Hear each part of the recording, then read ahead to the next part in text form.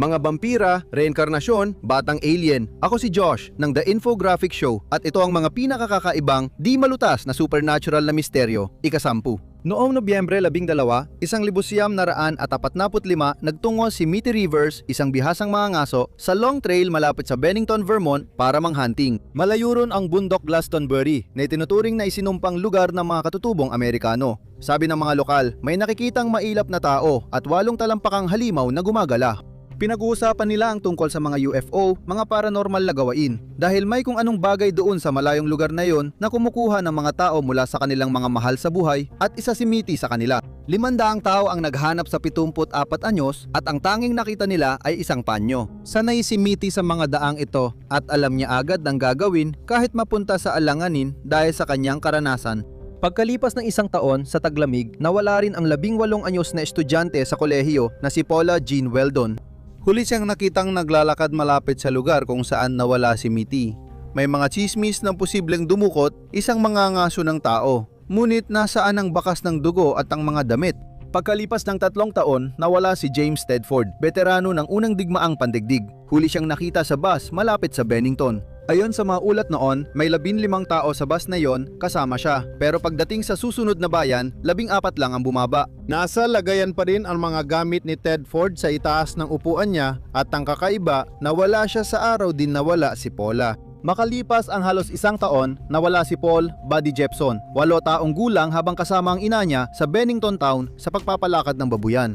Sandali lang ako, sabi ng ina at iniwan siya sa kotse. Pagbalik, wala na si Paul. Nakuha ng bloodhound ang amoy niya sa huling nakita si Paula, pero dun lang natapos ang bakas. Sa mga taga roon, kakaiba na ito, kaya nagsimula silang pag-usapan ang Bennington Triangle. At pagkatapos, makalipas lang ang 16 na araw, may isa na namang nawala. Sa pagkakataong ito, si Frida Langer na 53 taong gulang. Sanay siya sa outdoor survival. Habang nag-hiking kasama ang pinsan, nadulas siya at nahulog sa sapa. Sinabi niyang babalik siya para kumuha ng tuyong damit at susunod na lang. Pagkatapos noon, hindi na siya muling nakita. Daang-daang tao ang naghanap sa kanya. Umiikot ang mga helicopter sa itaas ng mga puno, bawat daan ay sinuyod, pati na ang lahat ng kalapit na gubat.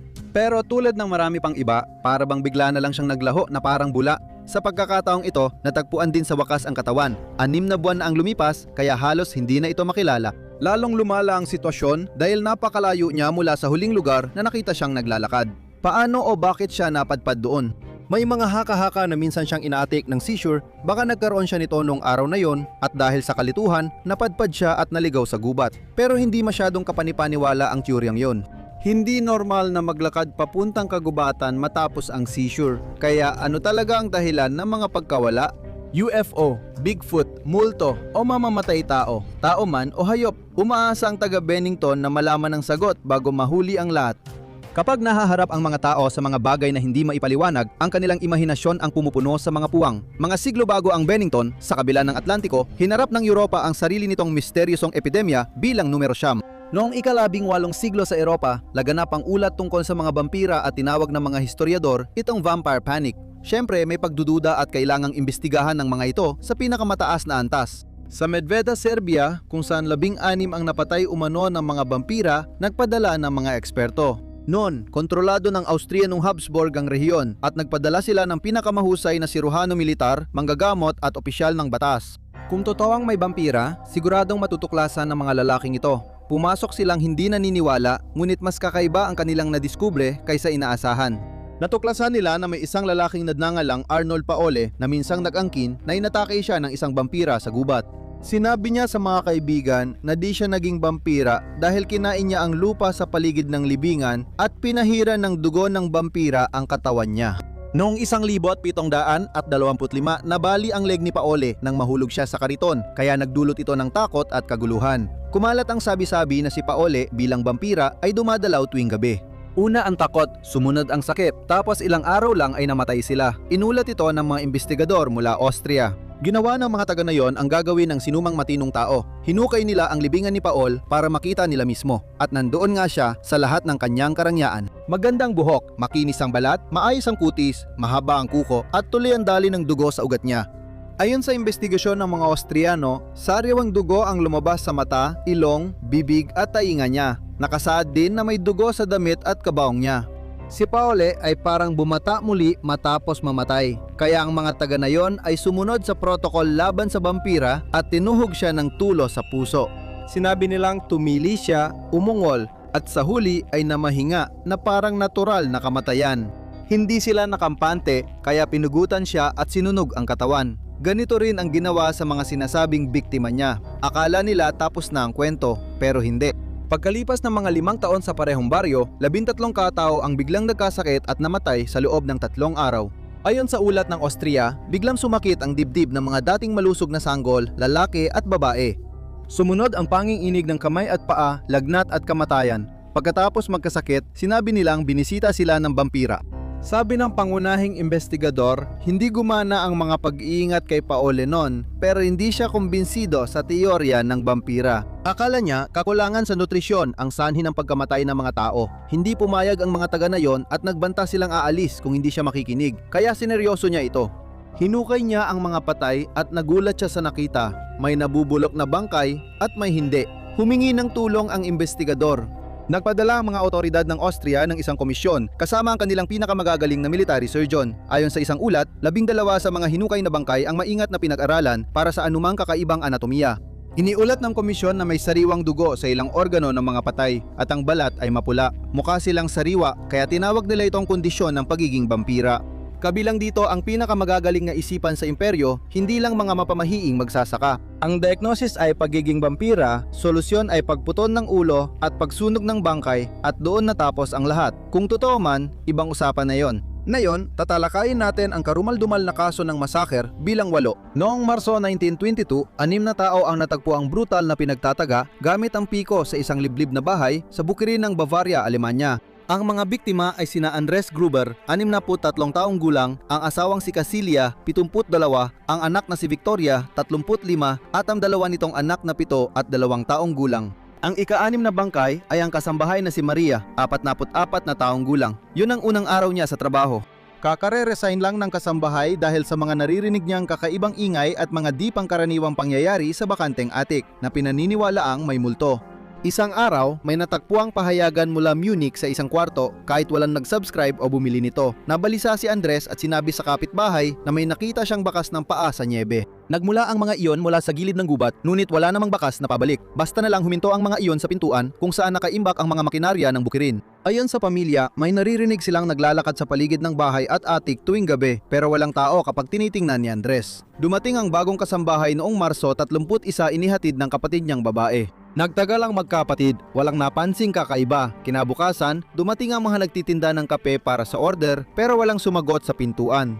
Hindi pumasok sa paaralan ng panganay at hindi rin dumalo ang pamilya sa misa pagdating ng linggo. Abril 4 lang pinasilip ng nag-aalalang kapitbahay ang kanyang mga anak sa kalagayan. Si Andres, ang asawa niya si Victoria at mga anak nila ay pinagtataga isa-isa sa kamalig gamit ang piko. Si Maria naman ay pinatay sa kama. Hindi ito dahil sa pera. Nadiskubre ng pulisya ang malaking pera sa isang kwarto. Hindi ginalaw ang mga makina. Para bang ginawa ng pumatay na sariling bahay ang lugar. Nanatili siya roon ng ilang araw, kumain mula sa imbakan ng pamilya at pinakain ang mga baka. Lumipas ang mga taon, dumami ang mga suspect. Ang kapitbahay na nagpadala ng anak para mag-imbestiga ay inisip ding suspect pero agad natanggal sa listahan. Tama ba? Yung unang kasambahay? May sobrenatural bang nilalang na naglalagay ng pagkain sa bahay? Siguro wala, pero hindi nalutas ang kaso katulad ng susunod. Numero 7. Noong ika-12 siglo, magulo ang Inglaterra dahil sa pamumuno ni Haring Esteban na nagdulot ng anarkiya. Hindi na kailangan ng bansa ng panibagong pagsalakay ng mga alien. Iyan ang nangyari sa tahimik na nayon ng wool pit sa Suffolk. Ang wool pit, ibig sabihin ay hukay ng lobo, ay ipinangalan sa mga bitag na panghuli ng lobo. Pagkatapos, noong 1150, may isang taong napadaan sa isa sa mga hukay na iyon at nakita ang 2 batang bata, pareho silang nagsasalita ng isang wika na hindi pa naririnig ng sinuman.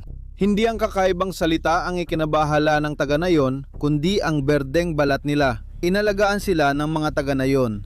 Pinilit nilang pakainin ang mga bata, ngunit hilaw na patani lang ang kinakain nila. Ilang buwan bago sila natutong kumain ng karne at gulay at habang kumakain, unti-unting nawala ang pagiging berde ng balat nila. Mahina ang kalusugan ng batang lalaki kaya namatay siya. Naiwan ng babae na natutong magsalita ng simpleng Ingles at ipinaliwanag niyang hindi sila mula sa Inglaterra. Sa totoo lang, hindi raw ito parang kahit anong lugar sa mundo, sabi niya. Hindi sumisikat ang araw sa kanilang bayan. Lagi raw dapit hapon, araw at gabi. At higit pa ron, lahat ng bagay ay berde katulad niya. Parang katang-isip, pero ayon sa mga English chronicler, galing sa mapagkakatiwalaang pinagkukunan ang mga detalye. Ikinuwento ng bata na sila ng kapatid niyang lalaki ay nag-aalaga ng baka sa kanilang berdeng mundo nang may malakas na putok. Pagkatapos, nakita nilang nasa wolf pit na sila sa ibang mundo. Maraming teorya, baka pinalabis lang na matatanda ang kwento ng mga batang tumakas mula ibang bansa na nagsasalita ng di kilalang wika, o baka na droga at dinukot sila. Tungkol naman sa pagiging berde, maaring sila ay nagkaroon ng sakit tulad ng matinding anemia dahil sa kakulangan sa bakal, kaya naging berde ang kanilang balat at bumalik lang sa normal na kulay matapos silang mapakain ng maayos. O baka galing sila sa ibang planeta, walang nakakaalam. Lumipat na tayo sa susunod na pambihirang kaso, numero 6. Mula 2007 nagsimulang lumutang sa Salish Sea ang mga paa na may suot na sapatos o sneakers. Maraming naputol na paa ang natagpuan sa baybayin ng British Columbia at Washington, US, karamihan malapit sa isa't isa. Umabot sa 25 ang napadpad bago ito biglang huminto. Unang kaso, Adidas size 12 na may paa at medyas sa loob. Nalito ang pulis ayon sa dyaryo, pero mas kakaiba pa ang mga susunod na pangyayari. Pagkalipas ng 6 na araw, sa baybayin ng isla sa British Columbia, malapit sa unang pinangyarihan, muling natagpuan ng isa pang paa. Ngayon ay nasa size 12 na Reebok na karaniwang mabibili saan man. Sa parehong kaso, iginiit ng mga pulis na hindi pinutol ang mga paa, kusa lang itong nahiwalay sa katawan at kung paano man napadpad ito sa dagat. Sunod, ang ikatlong paa, inanod sa isla, Nike size 11. Ang may-ari ay lalaking nawala, 4 na taon na. Makalipas ang ilang buwan, unang babaeng paa ang natagpuan sa dalampasigan, nakaasul at puting New Balance na sapatos. Naka-medyas pa rin, di pa rin alam ang pagkakakilanlan at tuloy ang paglabas nila. Pwedeng humiwalay ang mga paa sa bangkay habang nabubulok pero hindi ito lulutang maliban kung nasa sapatos. At kadalasan, hindi naman lumalangoy at nalulunod ang mga tao nang nakasapatos. Paano napunta sa tubig ang mga tao at bakit pareho ang landas ng mga naputol nilang paa? Ang tsansa na 2 paa lang ang mapunta sa parehong lugar ay 1 sa 1,000,000. 25? Nakakabaliw na yon. Maraming teorya ang lumitaw, mula serial killer, alien, masasamang espiritu, hanggang paliwanag ng siyentipiko na baka nadala lang ng agos sa Salish Sea ang mga paa. Lahat ng bangkay sa ilang taon, nawawala ang mga paa at napadpad lahat sa dalampasigan. Hindi, may mas kakaiba at malamang mas madilim na nangyari marahil kasing kakaiba ng susunod na kwento. Numero 5. Noong Mayo 23, 1964, nag-day trip si Jim Templeton kasama ang asawa at 5 taong gulang na anak na si Elizabeth sa liblib na latian sa Solway Firth. Wala silang nakita na ibang tao nung araw na yon maliban sa 2 matatandang babae na nakaupo sa isang nakaparadang kotse. Hiniling ni Jim kay Elizabeth na mag-pose para sa litrato suot ang kanyang bagong damit. Mumiti si Elizabeth, kinunan ng litrato at umuwi silang masaya hanggang sa nakuha ni Jim ang mga larawan mula sa developer. May malinaw na larawan ng spaceman sa ulo ng anak niyang babae tapos lalong naging kakaiba ang mga nangyari. Dinalaw si Jim ng 2 lalaking nagpakilalang Siyam at 11, ngunit di sinabi kung anong ahensya ng gobyerno ang kinakatawan nila. Ang terya ay dumating sila dahil sa isang bagay na nangyari ilang araw lang matapos kumuha ni Jim ng litrato. Nagandang militar ng Britanya na ilunsad ang lihim nilang Blue Streak nuclear missile sa Australia, ngunit ito ay biglang kinansela. Bakit kaya? Ang mga technician sa firing range ay nagulat na may nakita silang 2 lalaki na nakatayo malapit. Mga lalaking tila bigla na lang lumitaw mula sa kung saan. Nang makita ng mga technician sa balita ang larawan ni Jim na spaceman, agad nila siyang nakilala bilang parehong nilalang na nakita nila. Nang makipag-ugnayan ang mga ufologists sa Ministry ng Depensa ng Britanya, sinabi nilang hindi mahalaga sa gobyerno ang larawan ng spaceman, pero may mga hindi naniwala. Hindi ito panlilin lang, totoo ang larawan. Pinanindigan ito ni Jim hanggang libingan at lumaking naniniwala si Elizabeth na hindi lang tao ang matalinong nilalang. Pero maaring nakaaberya ang lente ng kamera ni Jim o baka naman ang spaceman ay sa paanuman ay ang kanyang asawa. Maaring nagkamali lang ang mga technician sa Australia o baka may totoong spaceman mula ibang dimensyon na lumitaw noon. Kung posible yon, baka nga bumalik ang mga patay. Numero 4. Noong Mayo taong 1957, sina Joanna Pollock na 11 taong gulang at ang kanyang 6 na taong gulang na kapatid na si Jacqueline ay naglalakad papuntang simbahan sa isang tahimik na kalsada sa kanilang maliit na bayan, hindi kalayuan mula sa Newcastle, England. Ilang sandali pa, may humarurot na sasakyan at nabangga sila, pati ang batang kaibigan nilang si Anthony ay namatay. Lubhang nagdalamhati sina John at Florence, ang mga magulang ng mga bata, ngunit ang kalungkutan ay napalitan ng pag-asa ng mabuntis si Florence sa sumunod na taon.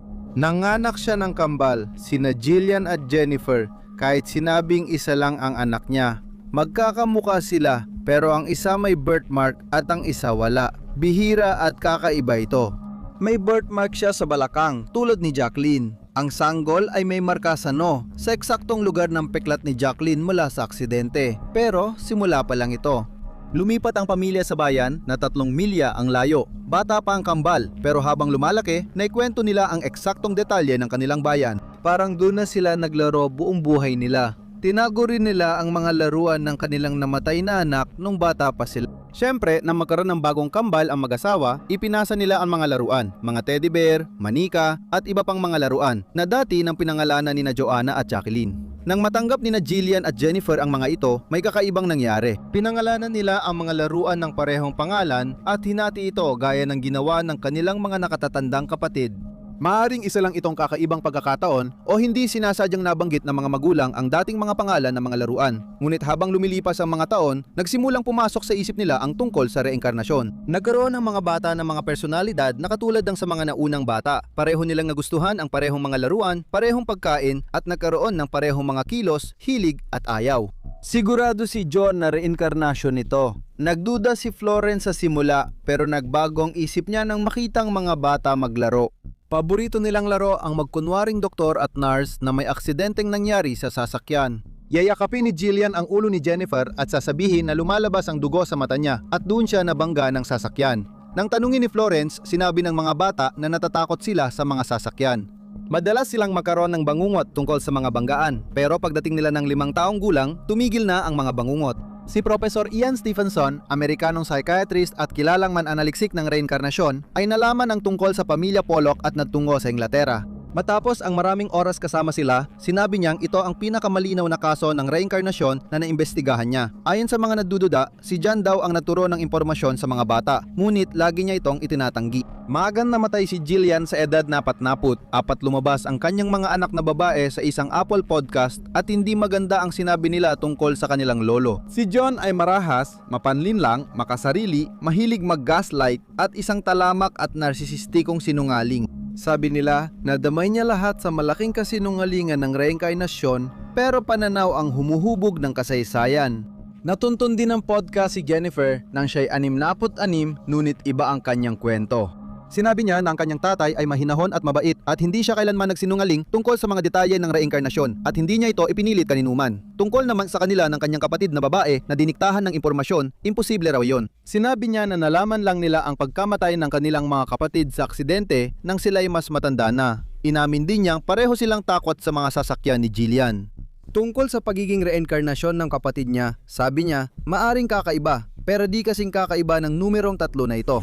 Noong 2014, naglalakad si Alice Trevorrow kasama ang kanyang Springer Spaniel na si Cassie sa Overton Bridge, Dumbarton, Scotland. Itinayo ng huling bahagi ng ika-19 na siglo, ang tulay ay may taas na 165 talampakan. Dahil masunurin si Cassie, pinayagang walang tali. Noong araw na yon, nag-iba ang ugali niya. Para siyang naengkanto, nakatitig sa isang di nakikitang presensya sa tulay na di nakikita ni Alice. Tinawag niya si Cassie na lumapit na kadalasan ay sinusunod dito pero ngayon ay hindi siya kumilos. Halos di gumalaw ang mga tainga niya nang tumalon siya sa gilid, bumagsak ng 50 talampakan at namatay. Ibinahagi ni Alice sa media na may masamang nangyari noon at hindi siya ang una. Noong 2004, isang lalaki at ang kanyang golden retriever ang nasa tulay ng biglang tumalon ng aso sa gilid. Sa parehong taon, hindi bababa sa 5 pang aso ang gumawa ng parehong nakamamatay na pagtalon. Isa sana ay kakaiba na, 2 ay marami na, pero sunod-sunod talagang dapat imbestigahan at ang natuklasan ay hindi kapani-paniwala. Mayroong humigit kumulang 300 kaso ng mga asong tumalon mula sa tulay na iyon simula noong dekada 50. May ilan na tumalon, nabuhay, bumalik sa tulay at muling tumalon. Anong nangyayari? May depresyon na ba ang mga aso ngayon? Nakakatawa man pero totoo na pwedeng madepress ang mga aso. Wala namang ebidensya na gumagawa sila ng matinding aksyon. Bakit naman mas malungkot ang mga asong Scottish kaysa iba? May teorya na may pumasok sa isipan ng mga asong iyon. Ayon sa isang lokal na dating pastor mula US na malapit sa tulay, espiritual na pagsanib ang dahilan. Walang siguradong sagot pero mas makatwirang paliwanag na nababaliw ang mga aso sa amoy ng mink. Ang problema sa teoryang iyon ay walang ebidensya na may mga mink o amoy ng mink sa lugar at mas lalo pang walang ebidensya na ang amoy ng mink ang magtutulak sa 300 aso na magpakamatay. Walang makapagpaliwanag sa tulay ng kamatayan ng mga aso. Narito ang isa sa pinakamadilim na kwento. Numero 2. Noong Enero 2013, ang 21 anyos na estudyanteng si Elisa Lamb ay dapat mag-check out sa Cecil Hotel sa downtown LA malapit sa Skid Row na kilala sa mga overdose, gulo at paminsan-minsang pagpatay. Kahit impyerno ang hotel, di ka panipaniwala ang nangyari kay Elisa. Halos 2 linggo na siyang nawawala nang ilabas ng LAPD ang CCTV footage ng ilan sa huling kilalang galaw niya. Sumakay si Elisa sa elevator, pinindot ang ilang button at umatras sandali habang nakatingin sa bukas na pinto na parang may hinihintay. Sumilip siya sa magkabilang dulo ng pasilyo, kinakabahan, tapos biglang bumalik sa elevator na parang natakot. Nagpalit ng pwesto si Elisa at sumiksik sa mga pader na parang may iniiwasan. Pagkatapos, dumating ang pinakakakaibang bahagi. Tumayo siya sa labas ng elevator ng halos 20 segundo at bumalik, tapos lumabas ulit habang gumagalaw ang kamay niya. Sa isang kakaiba at sadyang pattern, hindi na nakita ng buhay si Elisa Lamb at walang bakas na umalis siya ng hotel. Nalaman ng investigador na mula Canada siya at bumibiyahe sa West Coast. Para makatipid, nakisama siya sa ibang tao sa kwarto na nagulat ng lalong kakaibang kilos niya. Ikinandado niya ang pinto at humingi ng password bago papasukin, pero wala naman talagang password. Pagbalik nila at wala siya, nag-iwan siya ng mga sulat na may mensaheng, "Umuwi kayo, lumayo kayo." Matalino si Elisa at bihirang magkagulo, pero nung taping ng palabas ni Conan O'Brien, pinaalis siya ng security dahil sa kakaibang kilos. Nakaranas siya ng issue sa kalusugan ng isip at niresetahan ng antidepressant at antipsychotic na gamot. Pero sa huling araw na nakita siya, masaya at sabik siya sa biyahe. Bumili siya ng regalo para sa magulang at nakipagkwentuhan sa may-ari ng bookstore tungkol sa bigat ng libro. Ayon sa lahat, mukhang normal naman siya.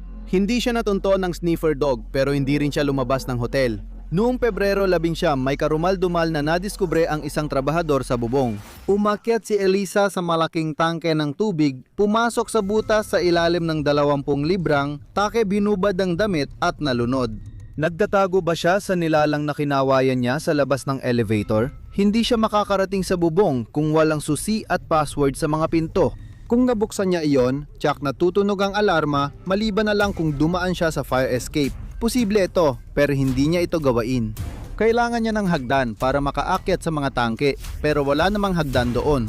Paano niya naakyat ang 8 talampakan nang walang mahawakan? Maaring nagkaroon siya ng isang psychotic break, nagkaroon na rin siya ng ilang mga episode sa buhay niya noon, pero hindi niya kailanman sinakta ng sarili niya. Lumabas sa toxicology test na hindi niya ininom ang ilang iniresetang gamot at mga painkiller. Maayos din siya nung araw na yon sa bookstore, kaya posibleng pagpatay ito. Hindi maipaliwanag ang mga pangyayari pero itinuturo ng huling blog post niya online ang depresyon. Hindi ko makontrol ang emosyon ko. Magagalit ako ng 2 minuto tapos malulungkot ulit. Ang mga huling entry niya ay naisulat buwan bago siya namatay. Ayon sa pamilya at kaibigan, napasaya siya ng biyahe sa US. May nag-update ng Tumblr blog niya matapos siyang mamatay. Pwedeng otomatikong update yon o may ibang gumamit ng account niya. Puro litrato ng fashion at philosophical na quotes tungkol sa buhay at pag-ibig galing pa sa isang may akda. Sa totoo lang, gusto mo ang sakit dahil naniniwala kang deserve mo ito. Hindi tiyak ng mga pathologist sa autopsy pero posibleng may pananakit o masamang nangyari. Kung naniniwala ka sa paranormal, maaaring isang madilim at masamang puwersa ang nagdulot ng pagkamatay ni Elisa Lamb. Ngayon, para sa pinaka nakakabahalang kwento, number 1. Noong Pebrero 1, 1959, siyam na bihasang Russian cross-country skier ang nawala sa bundok Kolatsakul sa Urals na tinatawag ng mga Mansi bilang bundok ng kamatayan. Nang hindi nakauwi ang grupo, nagsimula ang paghahanap pero hindi maintindihan ang natuklasan ng mga tagapagligtas. Natagpuan ang mga hiker na magkakahiwalay sa nyebe, iniwang punit at bukas ang tent at lumabas kahit minus 30 degrees Celsius ang lamig. May ilan na walang sapatos at ang iba'y nakamidyas o sapatos lang nang lumabas. Sa malapit ang tingin, may kakaibang nangyari noon gabing yon.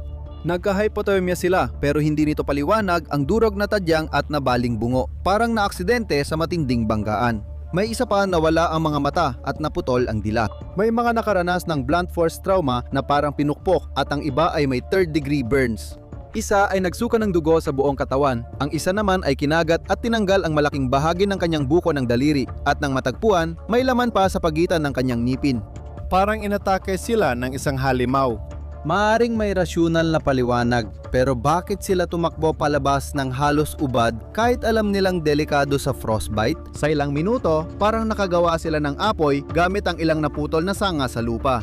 Maaring nagtayo sila ng silungan sa nyebe pero hindi pa rin malinaw kung bakit sila tumakbo. May mga teorya tungkol sa KGB. Dalawang hiker ang nakasaksi sa Kyshtym disaster, isang insidenteng nuklear. Tinago ito ng mga Soviet at nang nahanap ang mga bangkay, may ilan na may bakas ng radyasyon. Sabi ng mga investigador na Ruso, isang malakas na puwersang likas ang pumatay sa kanila, ngunit hindi nila ipinaliwanag kung ano ito.